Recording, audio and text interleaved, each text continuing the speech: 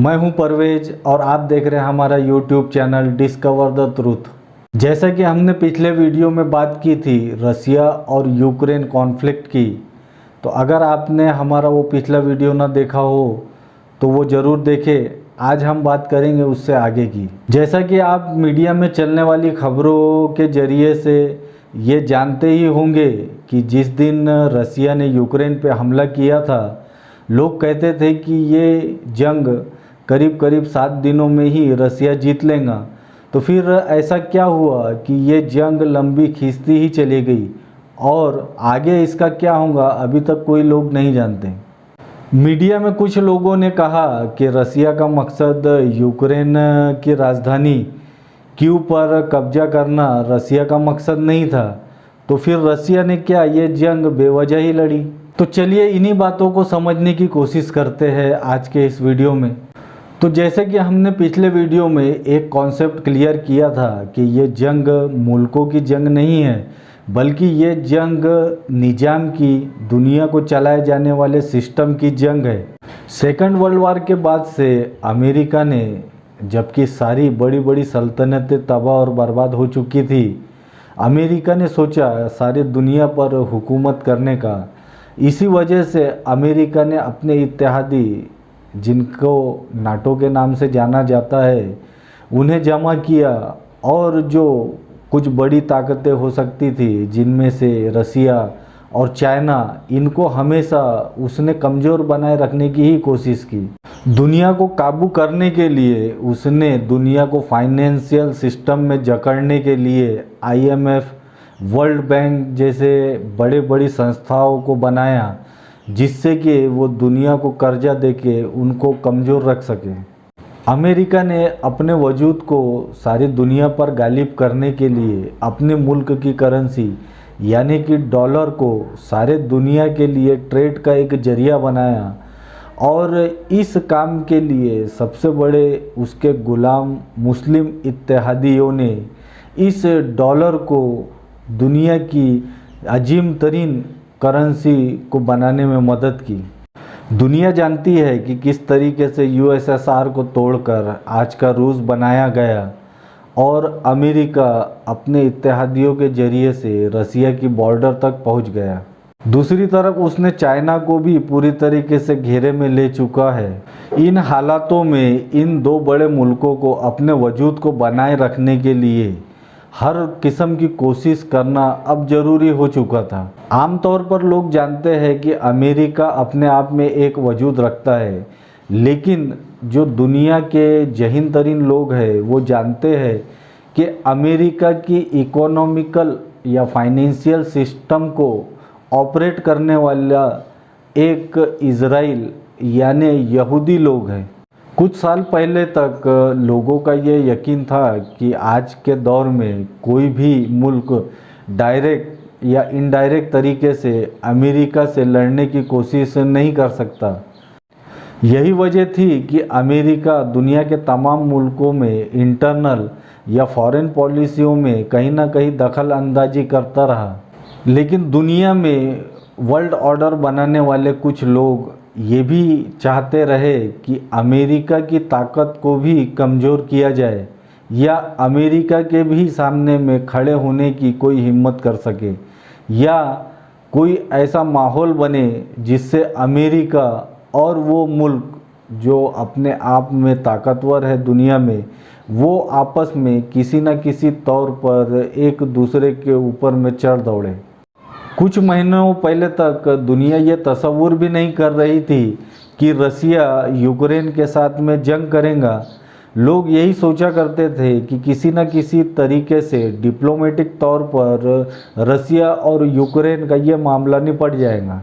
कुछ दिनों पहले तक लोग, जो यूक्रेन को कंट्रोल करने वाला शख्स है जेलेंस्की, उसके बारे में मजाक उड़ाया करते थे कि वो एक कॉमेडियन है और उसे दुनिया की राजनीति के बारे में कोई ज़्यादा मालूमात नहीं है। और शायद आप लोगों को ये मालूम ही होगा कि जेलेंस्की एक यहूदी शख्स है और उसके पास में 2 नागरिकता है, यानी कि यूक्रेन की भी और इज़राइल की भी। आप अगर यूक्रेन और रसिया जंग को यदि फॉलो कर रहे हो तो आप ये जानते ही होंगे कि जेलेंस्की हमेशा रसिया और अमेरिका या अमेरिका के साथ में नाटो को, दोनों मुल्कों को सिर्फ उकसाने के बयान दे रहे थे।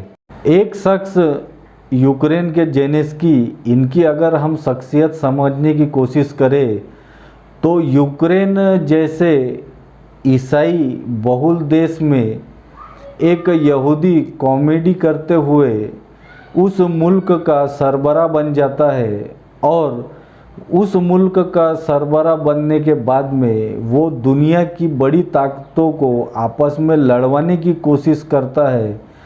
तो ये एक पहलू जेलेंस्की का समझ में आता है कि उसके राजनीतिक इरादे या उसके ज़िंदगी का क्या मकसद था। जेलेंस्की ये शख्स अगर चाहता तो यूक्रेन और रसिया के बीच में कभी जंग ही नहीं होती, या यूक्रेन के अंदर जितने भी लोग मारे गए हैं उसके खून का जिम्मेदार जेलेंस्की कभी नहीं बनता, या इस मुल्क को जिस तबाही के दरवाजे तक जेलेंस्की ने पहुंचाया अपना मकसद हल करने के लिए, ये कभी नहीं होता।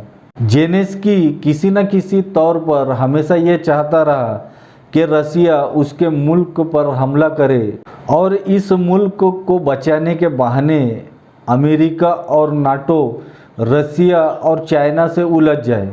जिस तरीके से लोग जानते हैं कि दो हाथी जब ज़मीन पर लड़ते हैं तो ज़मीन पर किस तरीके से तबाही आती है, उसी तरीके से दुनिया के ताकतवर मुल्क जिनके पास में न्यूक्लियर पावर भी है, वो अगर दुनिया में आपस में लड़ भिड़े तो इस दुनिया में किस किस्म की तबाही आ सकती है, करोड़ों अरबों लोग मारे जा सकते हैं। उसी के साथ में अगर ये दो मुल्क तबाही के कगार पर पहुंच जाए तो ये भी हो सकता है कि कोई तीसरा मुल्क इनकी जगह लेने में कामयाब हो जाए। हो सकता है जेलेंस्की का भी यही मकसद हो। रसिया भी इस बात को अच्छी तरीके से जानता है कि सेकंड वर्ल्ड वॉर में हिटलर के साथ में क्या हुआ, या आज भी उसे बुरा सिर्फ इसीलिए समझा जाता है कि उसने यहूदियों का खून बहाया था। यही वजह है कि रसिया ने आज के वक्त में जेलेंस्की को मारने की कोशिश कभी नहीं की, ना ही क्यू पर उस दर्जे का हमला किया कि जेलेंस्की का बाल भी बाका हो। उसने ज़रूर ये चाहा कि वहाँ हो सके तो रेजिम चेंज हो जाए, जिसके वजह से वो जंग को कामयाब बता सके।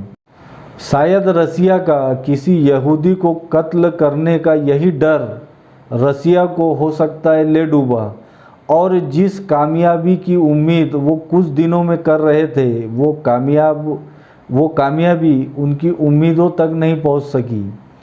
जिस किस्म से चालाकी से जेलेंस्की अपनी हर चाल चलता गया, और जेलेंस्की को भी ये मालूम है कि उसकी यहूदी होने के वजह से ही वो अभी तक ज़िंदा है, और वो जब तक ज़िंदा रहेगा वो जानता है कि रसिया यूक्रेन में कामयाब नहीं हो सकता, और वो ये भी जानता है कि रसिया कितने ही हमले कर ले, अगर उसके पास में यूक्रेन की थोड़ी सी भी ज़मीन रही तो वो किसी न किसी तरीके से इस जंग को आगे बढ़ाता ही रहेगा।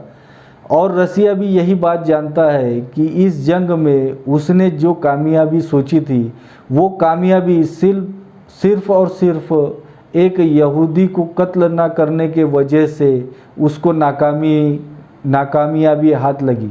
इसी तरीके से जेलेंस्की जब तक यूक्रेन में ज़िंदा रहेगा, जेलेंस्की ये चाहता रहेगा किसी न किसी तौर पर नाटो, अमेरिका, रसिया को वो कमज़ोर ही करता रहे, या किसी तौर पर वो इनको टकरा दे और इस दुनिया में तबाही ला दे।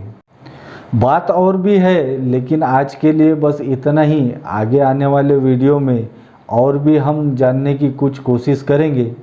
अगर आपको ये वीडियो पसंद आए तो उस सूरत में आप हमारे इस वीडियो को लाइक करिए, शेयर करिए, सब्सक्राइब करिए और हमारे साथ बने रहिए।